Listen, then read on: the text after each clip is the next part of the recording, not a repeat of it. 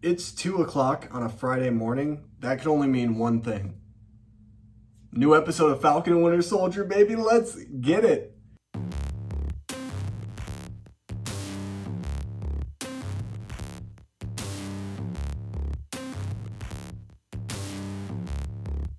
Episode 3 of The Falcon and the Winter Soldier, titled Power Broker, sees our heroes as they continue to try to investigate what is going on with the super soldiers and the serum. Bucky ends up breaking out Zemo from prison, and he's now a part of this team, which I'm all for because my gosh, do I love Daniel Bruhl and I love the character of Zemo. They end up receiving a tip from Zemo that they need to go to Madripoor to start to locate some people who were a part of Hydra, or they helped Hydra in some type of way.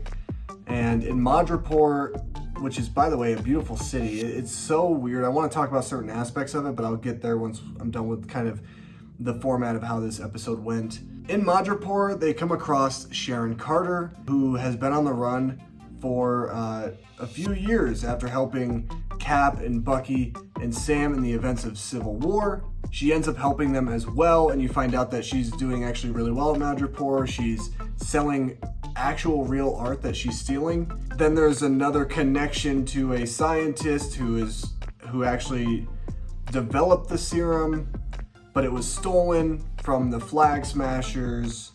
Then we see the Flag Smashers, a character that they need to meet in episode 4, dies in this episode. And so now Zemo has to take them to a new location as they continue going back and forth to different places.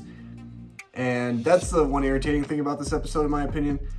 And then at the end of this episode, we are set up with a Wakandan that Bucky meets.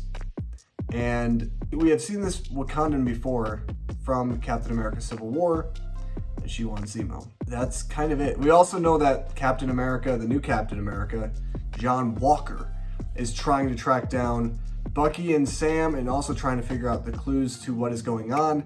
They believe that Bucky and Sam help break Zemo out of prison. That's where we are with this episode. There's a lot of good action in this episode.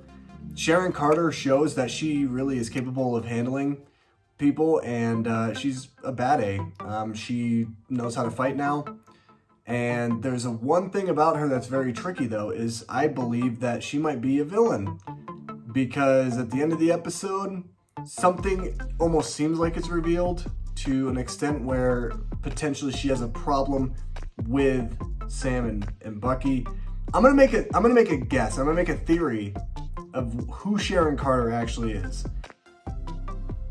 I'm gonna do it right now because I might as well. But throughout this episode, they talk about someone named the Power Broker, and also the Power Broker, by the way, is the name of the episode. I believe that Sharon Carter is the Power Broker. That's my theory.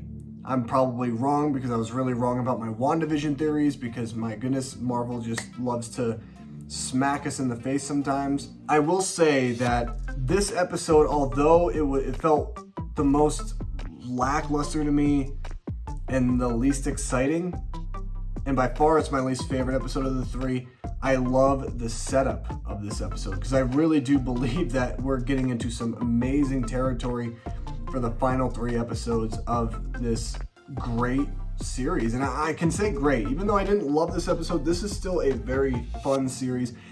And one thing I love about the show is everything feels cinematic, and I want to talk about that. My favorite element about this show, this episode, was the cinematography. I don't know if it was a different cinematographer, but the way they were able to shoot certain things, whether it be, a pan of, the sea, and then all of a sudden they rise and then you see the city landscape of Madripoor. It's so beautiful. I have to credit the cinematographer. This is probably one of the most immaculate, one of the most beautiful color palettes I've seen on an MCU property probably ever. And there's some really great cinematic moments throughout Marvel's history, but this feels so much different. It feels cleaner, and I just really love the polish that they're able to put on this episode. Bucky also had to pretend to be the Winter Soldier, and so maybe he's kind of starting to lean back a little bit more into that persona, that character again.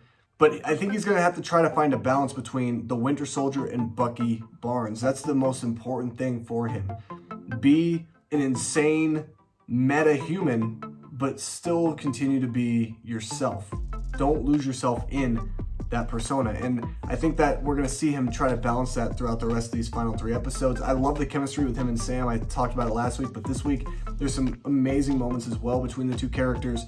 And honestly, this episode, although again, I didn't love it, it was my least favorite so far of the show, I felt like this episode was able to do a really good job of taking its time, not trying to rush into pacing, and try to help us get to where we need to go without trying too hard to speed everything up in the process. So I do respect that about this episode. Overall, fun episode, man. Having Zemo doing his dance, it's gonna be a GIF. I guarantee it's gonna be all over Twitter tomorrow. So I'm looking forward to that. But overall, I still really enjoy this show. My least favorite episode, but I think this show is setting up for some amazing things, and I'm very much looking forward to that. Anyway, guys, what did you think about this episode of The Falcon and the Winter Soldier? Let me know down below in the comment section of this video. Make sure you guys also drop a like on the video if you enjoyed it. Subscribe to the channel for more MCU content throughout the year. And we get to 600 subs, because we got to do that. We got to do a video for Pokemon's 25th anniversary, and I definitely need to review a Pokemon movie for sure.